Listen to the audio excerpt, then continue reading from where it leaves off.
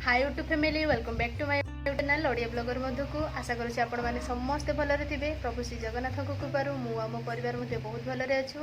तो जो मैंने मो चैनल नुआ अच्छा प्लीज मो चैनल टी सब्सक्राइब करी पाखरे बेल आइकन को क्लिक करी ऑल ऑप्शन टी सिलेक्ट कर नियंतु जहाँद्वारा वीडियो नोटिफिकेशन सर्वप्रथम आपण पाखे पहुँची पार। तो आज वीडियो टी मुझे स्टार्ट करुँची सकाल टाइम टाइम आसिक 10टा है तो 10टा स्टार्ट ही करुँची। चलते स्टार्ट करवा आज वीडियो को।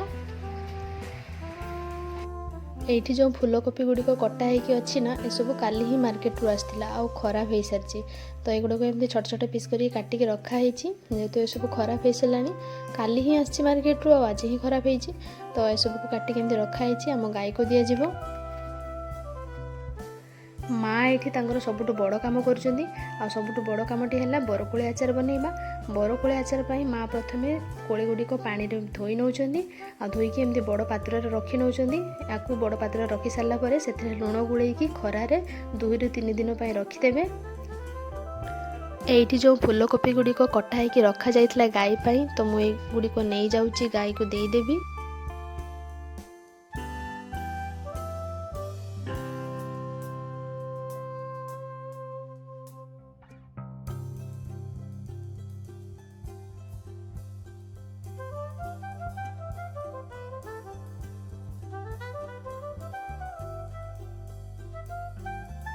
एठी आम गौमाता ब्रेकफास्ट कर नौची आ मु देइथिबा ब्रेकफास्ट ताको बहुत पसंद आसीची। तो से बहुत खुशी खुशी खाऊची। आ दीदी आमर एठी गाई पाखरु किछि क्षीर उधार नबा पई आछिंदी जेहेतु पिला माने संध्या बेले पीवे तो से एठु किछि क्षीर तांको पाखरु नै जिवे। तो अपेक्षा करछन्दी बाबा को बाबा आसिले 2 जण मिसिकी आ नै जिवे क्षीर। यही जो घरटी देखुंत ए घरटी हूँ आम गौमातार सी ये रही था तार जेहेतु 2टी पिला तो 2टी पिला सह ये रही था सी खुशी खुशी माँ भी तांकर ये कम सारी देइचंती माने कोले धोइबा कम सारी देइचंती। एथिरे से लुण गुड़े नेबे मते कहउछंती लुण आनिया पई तो मु एबे तांको लुण आनिकी देबी आ से लुण आनिकी देला परे कोले रे लुण गुड़े नेबे। तो ये से लुण गुड़े नौचंती बेसी की लुण गुड़े नौचंती आ एटको नेकी से खरारे दे देबे 2-3 दिन पई।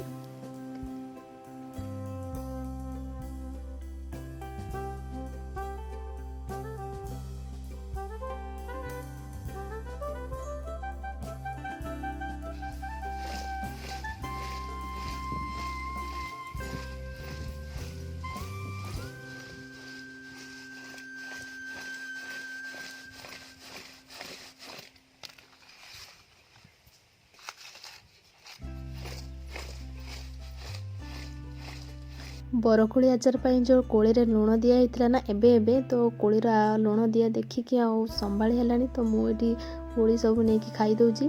आ माँ ये गाड़ी कर सकाल सकाल खाली पेटे ही कोली सब खाई दौच बोली। तो ये मुझे कथा शुणिकी हसुली किंतु न मानिकी भी 2-3टा कोली एमती खाई नौची।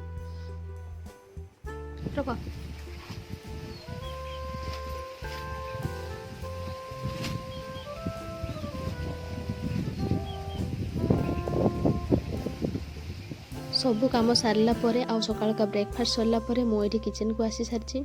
किचन को आसला मुझे माछ नहीं आज दीपर माछ रोषे हम तो ये माछ को मुझे फ्राए पे दे देइछि।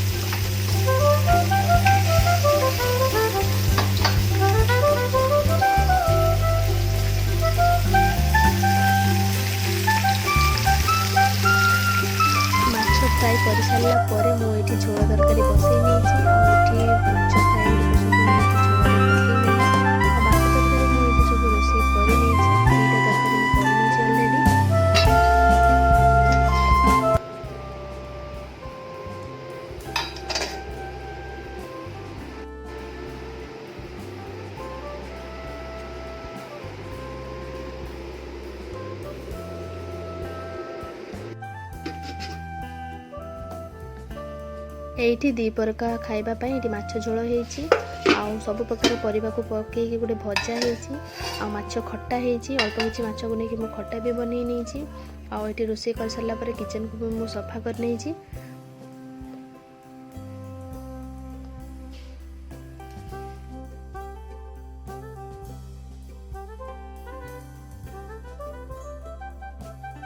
ଉପରଓଳି ଟାଇମ୍ରେ ଆମେ ସମସ୍ତେ ଛାତ ଉପରକୁ ଆସିଥିଲୁ ବୁଲିବା ପାଇଁ। ଆଉ ମୁଁ କଳ୍ପନାଙ୍କୁ କହିଥିଲି ତଳୁ କିଛି ଖାଇବା ନେଇକି ଛାତ ଉପରକୁ ଆସିବା ପାଇଁ, ସିଏ ଏବେ ଆସୁଥିବେ।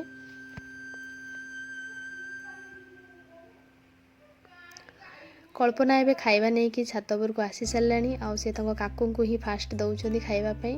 ଖାଇବାରେ ଏଇଠି କ'ଣ ସେ ଆଣିଛନ୍ତି, ଏଇଠି ଆଣିଛନ୍ତି ସେ କିଛି ସମୋସା ଆଣିଛନ୍ତି, ଆଉ ଚପ୍ ଆଣିଛନ୍ତି, ଆଉ ତରକାରୀ ଆଣିଛନ୍ତି।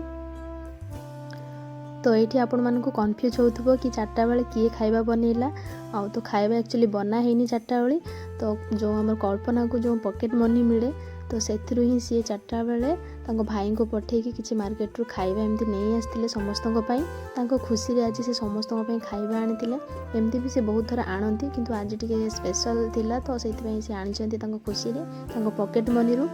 ଯେଉଁ ପକେଟ୍ ମନି ତାଙ୍କ ବାପା ତାଙ୍କୁ ଦେଇଥାନ୍ତି, ସେ ସେଥିରୁ କିଛି ବଞ୍ଚେଇକି ଆମମାନଙ୍କ ପାଇଁ ଏମିତି ଖାଇବା ନେଇ ଆସିଥାଏ। ଆଜି ବି ସେମିତି କରିଛି, ସେ ଖାଇବା ଆଣିକି ସମସ୍ତଙ୍କୁ ଦେଉଛନ୍ତି। ସମସ୍ତେ ଏଇଠି ଖାଇସାରିଥିଲେ, ତ ସିଏ ଆଉ ତାଙ୍କ କାକୁ ଖାଉଛନ୍ତି। ଆଉ ପଛରେ ସବୁଠୁ ଲାଷ୍ଟରେ ମୋ ପାଇଁ ଅଛି, କାରଣ ମୁଁ ଏମିତି ଭିଡ଼ିଓ ବନେଇବାରେ ବ୍ୟସ୍ତ ଥିଲି। ତ ସେ ମୋତେ ଦେଉଥିଲେ, ଆଉ ମୁଁ ମନା କରିଦେଉଥିଲି କି ମୁଁ ପରେ ଖାଇବି ବୋଲି। ତ ଏଇଠି ସେ ଖାଉଛନ୍ତି ଆଉ ସମସ୍ତଙ୍କୁ ଦେଉଛନ୍ତି। ସମସ୍ତଙ୍କ ଖାଇବା ପରେ ମୁଁ ଆଉ ମୋ ହଜବେଣ୍ଡ ଏଇଠି କିଛି ଫଟୋ ଆଉ କିଛି ଭିଡ଼ିଓ ବନେଇଲୁ। ଆଉ କଳ୍ପନା ସହିତ ବି ରିଲ୍ସ ଆଉ ଫଟୋ ବି ଆମେ ବନେଇଛୁ।